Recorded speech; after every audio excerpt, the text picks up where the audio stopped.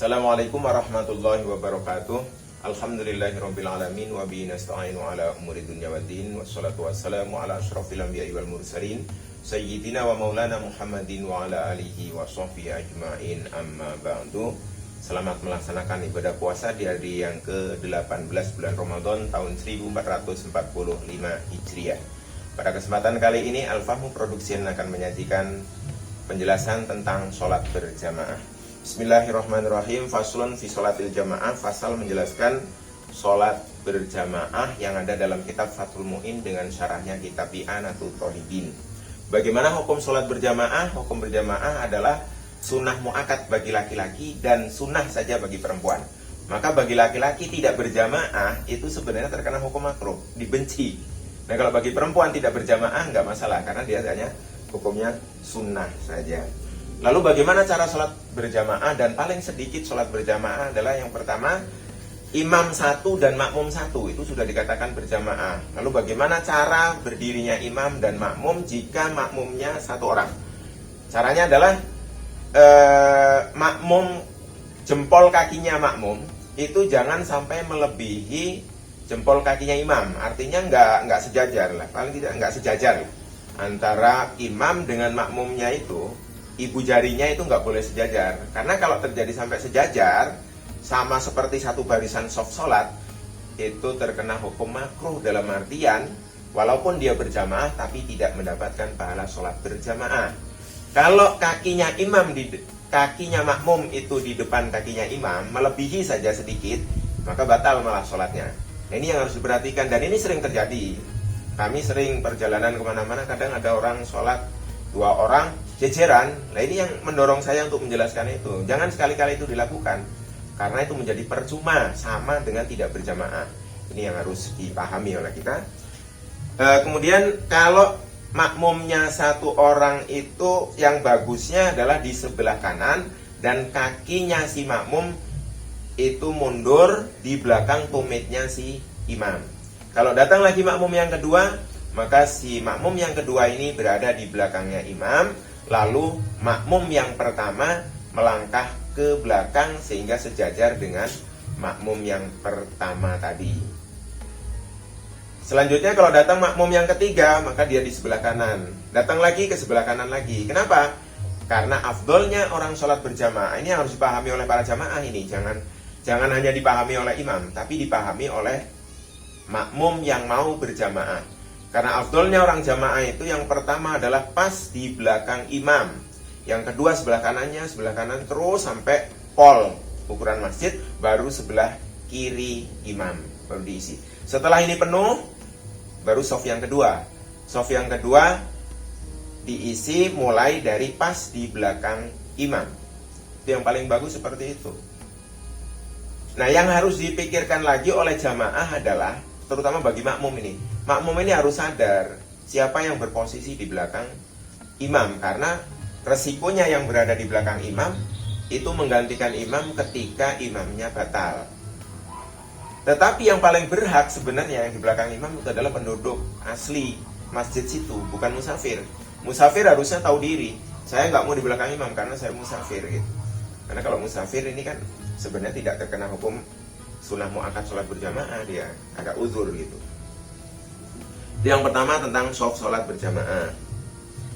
Untuk shaf laki-laki, kemudian anak-anak dan perempuan, bagaimana pengaturan shafnya? Yang pertama harus laki-laki dewasa. Setelah laki-laki dewasa baru laki-laki yang anak-anak.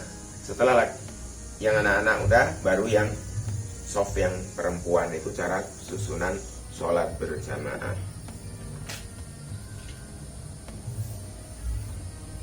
Pemirsa Al-Fahmu Production sekalian yang saya hormati,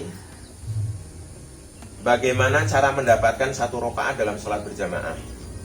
Dalam kitab I'anatul Thalibin itu cara mendapatkan sholat berjamaah satu rakaat berjamaah itu adalah ketika si makmum datang, imam dalam posisi paling tidak dalam posisi rukuk, dan makmum bisa takbiratul ihram dengan sempurna bersama imam, kemudian rukuk dan tumakninah, lalu iktidal masih bisa bareng dengan imam, itu dihitung satu rakaat. Dalam artian dia mendapatkan 1 rakaat dalam sholat itu.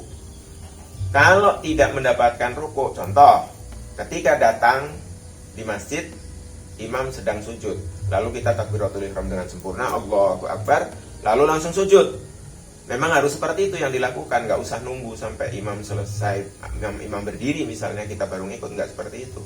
Karena kalau jamaah apapun yang sedang dilakukan imam, kita datang ke situ, kita langsung mengikuti gerakan imam yang sedang sholat berjamaah. Nah kalau sujud misalnya, pas dapat sujudnya, itu tetap sah sholat berjamaah, memang dapat pahala sholat berjamaah, tetapi rokaat yang dia ikuti itu belum dihitung.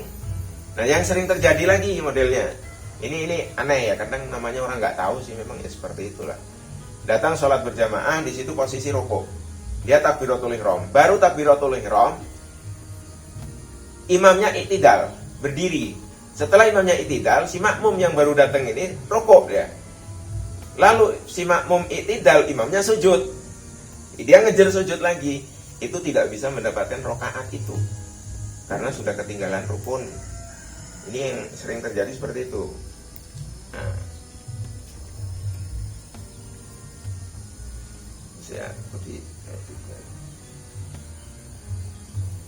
jarak shaf antara imam dengan makmum dan antara shaf satu dengan shaf yang kedua itu minimal 3 dhira'. 3 dhira' itu kurang lebih 1 meter 85 cm, hampir 2 meter. Artinya kalau sholat di dalam masjid, kemudian shaf yang pertama dengan shaf yang kedua itu jaraknya kurang lebih 2 meter, itu sholatnya tetap sah, tapi makruh. Makruh itu artinya tidak dapat pahala sholat berjamaah. Nah, ini yang saya kira penting terkait dengan sholat berjamaah yang tiap hari kita lakukan.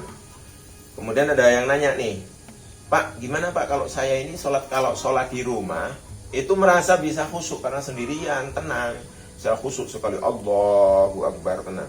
Tapi ketika sholat jamaah dari jalan saja saya sudah merasa kayak pamer amat ini, siang bolong sholat zuhur misalnya, orang pada ngeliatin berangkat sholat, merasa ada unsur riya, merasa, padahal harusnya nggak seperti itu.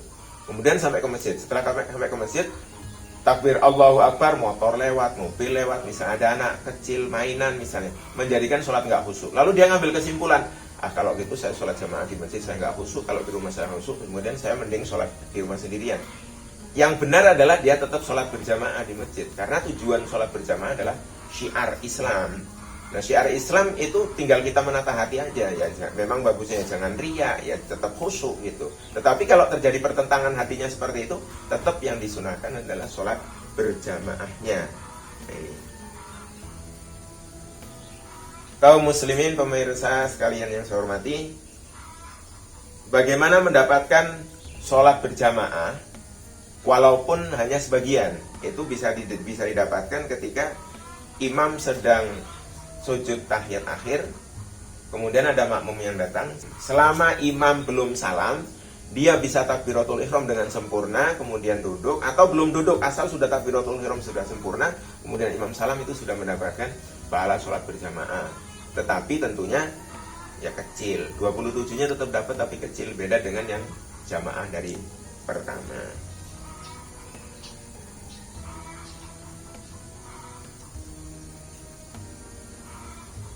Hadirin kaum muslimin, pemirsa Al-Fahmu Production yang berbahagia, saya kira penjelasan tentang berjamaah cukup sampai di situ. Kalau ada yang kurang jelas atau keterangan kami kurang pas, monggo silakan dikritik, saran di komentar. Terima kasih. Wallahul muwaffiq ila aqwamit thoriq, billahi taufiq wal hidayah. Wassalamualaikum warahmatullahi wabarakatuh.